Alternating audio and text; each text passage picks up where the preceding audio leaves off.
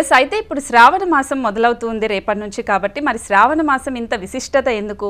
So ఎందుకే శ్రావణ మాసంలోనే పెళ్ళిళ్ళు ఎక్కువగా జరుగుతుంటాయి? ఒకవేళ పెళ్ళిళ్ళు చేయాలంటే ఏ టైంలో చేస్తే మంచి జరుగుతుంది? వీటన్నింటి గురించి మనం ఈరోజు స్పెషల్ డ్రైవ్లో ఎస్ సార్. సో మీతోనే ఫస్ట్ స్టార్ట్ చేస్తాను రవికృష్ణ శర్మ గారు. అంటే ఇప్పుడు శ్రావణ మాసం మొదలవుతుంది, మహిళలకి ముఖ్యంగా పెళ్లి కాని వాళ్ళకు కూడా శ్రావణ మాసంలో పూజలు చేస్తే పెళ్ళి అవుతుంది అని ఒక నమ్మకం ఉంటుంది. సో శ్రావణ మాసం యొక్క విశిష్టత గురించి మనం మొదటగా స్టార్ట్ చేద్దాం. శ్రీ గురుభ్యో నమః. ప్రేక్షకులందరికీ కూడా శుభాకాంక్షలు. ఎందుకంటే ముఖ్యంగా శ్రావణ మాసము అనేసరికి ఇటు మహాలక్ష్మి అమ్మవారికి, గౌరీ అమ్మవారికి కూడా సంబంధించినటువంటి మాసంగా మనం చెప్పుకుంటూ ఉన్నాము.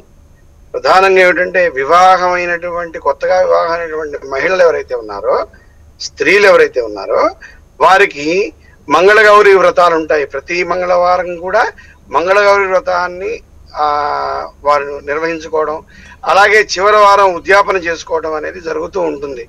కొన్ని ప్రాంతాల్లో 5 సంవత్సరాలు, కొన్ని ప్రాంతాల్లో 3 సంవత్సరాలుగా కూడా చేసుకుంటారు. అంటే సౌభాగ్యం కొరకు అమ్మవారి మంగళగౌరిని ప్రార్థిస్తూ చేసుకునేటువంటి వ్రతాలు. ముత్తైదులు పిలుచుకొని తాంబూలాలు ఇచ్చి ఆ ముత్తైదుల యొక్క ఆశీర్వచనంతో నిండు నూరేళ్లు సౌభాగ్యంతో ఉండాలని వివాహమైన వాళ్ళు చేసుకునేటువంటి వ్రతం. ఎందుకంటే ఒకానొక సందర్భంలో ఈశ్వరుడు గరళాన్ని మింగడానికి సమాయాత్తమైనప్పుడు పార్వతీదేవిని అడిగేట, మరి గరళం మింగుతున్నాను నేను, ఏం చేయమంటావంటే, మింగెడవాడు విభుండని మింగెడిది గరళమనియు మేలని ప్రజలకు మింగమనే మంగళ సూత్రమును ఎంత మది నమ్మినదో అని మనం చెప్పుకుంటూ ఉంటాం గౌరీదేవత పార్వతీదేవి గురించి.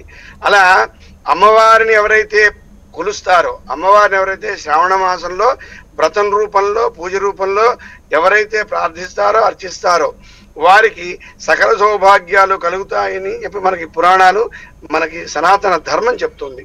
కాబట్టి ఈ యొక్క శ్రావణ మాసంలో ఇది ఒక చాలా విశిష్టం.